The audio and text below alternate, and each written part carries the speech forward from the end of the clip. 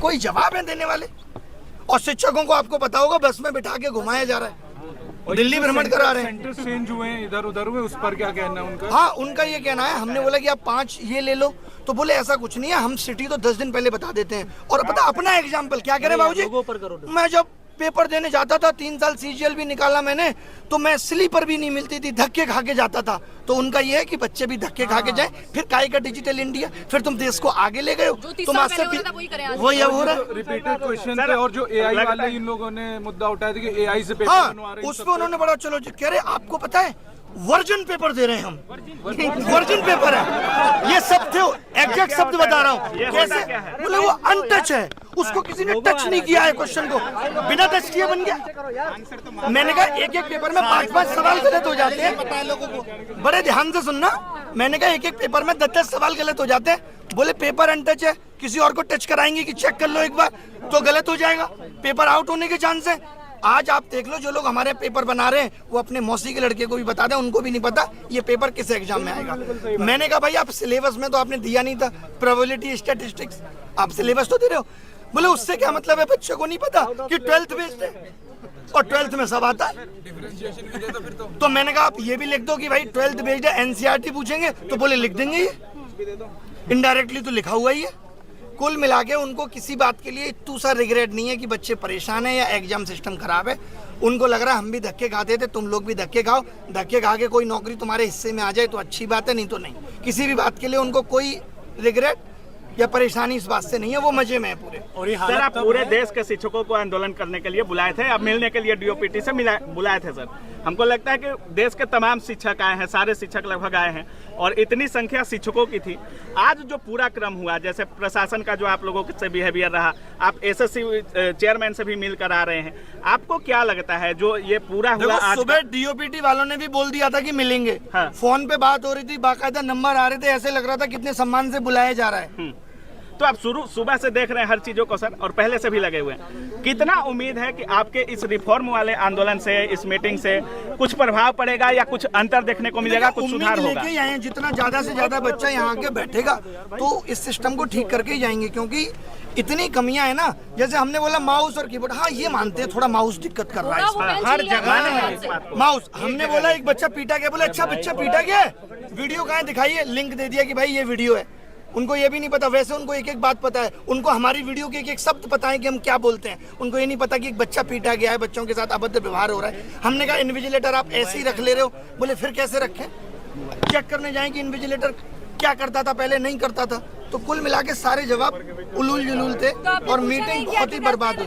जो फीस लेते हैं वो किस बात की लेते हैं अगर आप व्यवस्था ही नहीं करवा पा रहे हैं? फीस ले रहे हैं, गलत क्वेश्चन का पैसा ले रहे हैं, बस्ता रखने का पैसा ले रहे हैं, कह तो रहे हैं जो पैसा ले रहे हैं उससे रोडें बन रही है, आप तो देख ही रही हो। बच्चों की बेरोजगारी का रोड बनवाइए। एसएससी कमीशन को ये बोलना चाहिए कि गलत सवाल के आंसर का 100 रुपए आपकी रोड बनाने में लग रहा है। और सच में रोड भी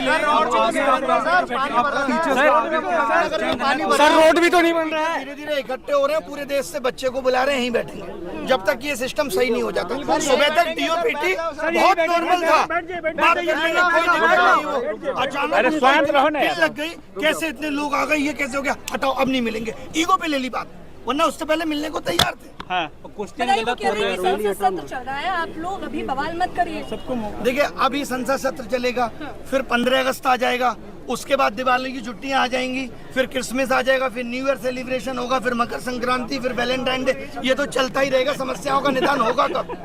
रोजगार का पानी उनका क्या होगा? ये सरकार की जिम्मेदारी नहीं है। सर जिनका लास्ट स्टैंड है उनका क्या? लास्ट अटेम्प्ट पे मैंने पूछा कि आपके पास तो डीओपीटी से लेटर भी आ गया था, तो बोले उन्होंने यही तो कहा था कि इसको अग्रेसित करो, हमने कर दिया, रिजेक्ट कर दिया।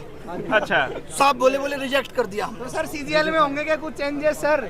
कह रहे सीजीएल बहुत अच्छे से कराएंगे। सर कब कैसे कैसे डेट भी तो देते सर डेट भी तो देते। लगा तो उनकी बातों से पोस्टपोन होने वाली बात में शायद ना हो, लगा है। लेकिन उन्होंने एक बात और कही, जब आप शुरुआत में आप लोगों ने वीडियो देखा होगा, उन्होंने कहा आंदोलन करने की जगह जंतर मंतर है, तो आप लोग जंतर मंतर आइए वहाँ नहीं। हाँ मतलब ये कि आप जंतर मंतर पे जाके बैठो, अभी आप यहाँ ज्यादा बैठने लगोगे, इनको लगेगा यहाँ बहुत ज्यादा भीड़ हो गई, तो यहाँ भी ये कहने लगेंगे अब यहाँ भी मत बैठो, तो आदमी कहाँ बैठे? सोशल मीडिया की आवाज आप सुन नहीं रहे, तो कैसे भी तो आदमी अपनी आवाज पहुंचाएगा। सरकार इतनी बहरी कैसे हो सकती है? बच्चों के साथ जो अभद्रता की गई उसका क्या जवाब होगा? बहुत खराब है ये।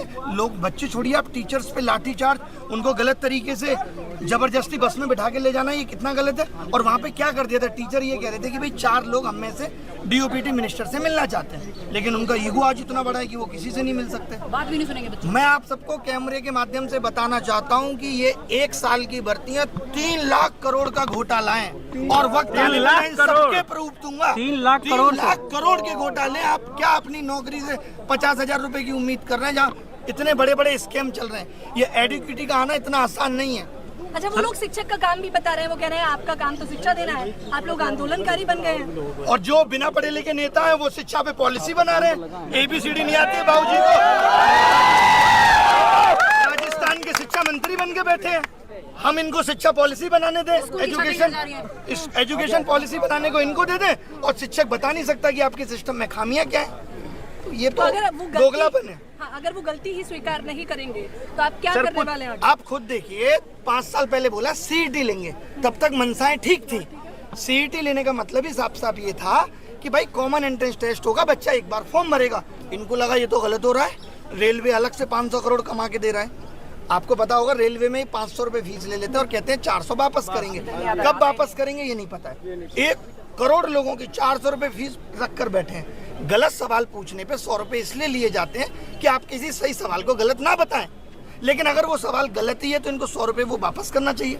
एक बच्चे से 2,500 रुपए वसूल रहे हैं, तो इन्होंने कमाने का जरिया बना लिया। अभी एडुकेटी 100 रुपए लिए जाते हैं, 100 रुपए, और एक पेपर में अब हो गया है कि 20 क्वेश्चन गलत, यानी 2,000 एक बच्चा देगा प्री में, और कम से कम 1,000 देगा मेंस में, 3,000 देगा एक बच्चा। इसमें तो संख्या बढ़ती जाएगी। अच्छा, इसीलिए हर क्वेश्चन हर साल बढ़ रहे हैं। हमारे टाइम पे एक भी गलत नहीं आता था, फिर 2 गलत आए, फिर चस्का लग गया पैसे का, उससे रोड बन रही है। अच्छा सर, आप SSC चेयरमैन से मिले, कोई किसी और आयोग के चेयरमैन वगैरह से, जैसे आपका आंदोलन जो था या जो कह रहे थे DOPT से मिलने का मतलब इतना ही था कि हमें आप पूरे एग्जाम सिस्टम पे बताओ। हाँ। खाली SSC में ही नहीं, आप बाकी के एग्जाम सिस्टम पे भी बात करो।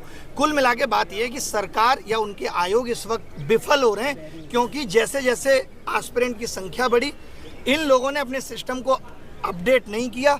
आज आधार ऑथेंटिकेशन के लिए एक अलग कंपनी का सहारा ले रहे हैं, एग्जाम कंडक्ट कराने के लिए एक अलग कंपनी का सहारा ले रहे हैं, उसमें जो सर्वर सपोर्ट लग रही है वो अलग कंपनी की लग रही है। आगे आने वाले वक्त में करप्शन होगा तो आप यही नहीं पता लगा पाएंगे कि किस कंपनी ने लीक किया। शुरू में जब आपने बोला कि हम माथा टेकेंगे गुरुद्वारा में, तो वहाँ जितने शिक्षक जा रहे थे वो उनका कहना था कि वहाँ खोज रहे हैं कि अभिनय शर्मा कौन है। मतलब वही गुरुद्वारा में माथा टेकना जितना मुश्किल हो गया है कि टीचर जाके 50-60 गुरुद्वारे में माथा नहीं टेक सकते, कोई बच्चा तो वहाँ था नहीं। आपको क्यों खोज रहे थे लोग? सर ने सबको एकजुट किया है, क्योंकि ये पहली सबको बार हुआ है। बुलाया और हमने आह्वान किया।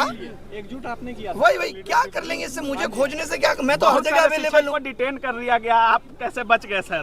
बाल बांका कर ले, मैं तो कह के आया था। मैं कौन है वो जो भागता है? मिल्खा सिंह से तेज भागता हूँ मैं।